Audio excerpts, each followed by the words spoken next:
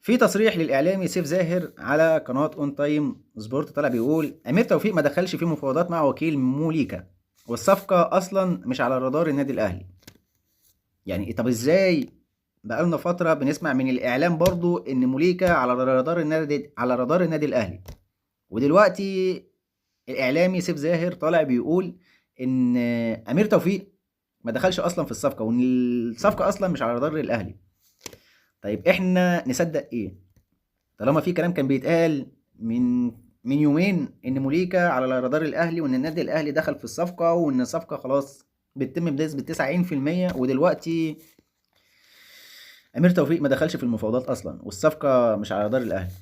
طيب ايه يعني اخر مجمل الكلام ده كله؟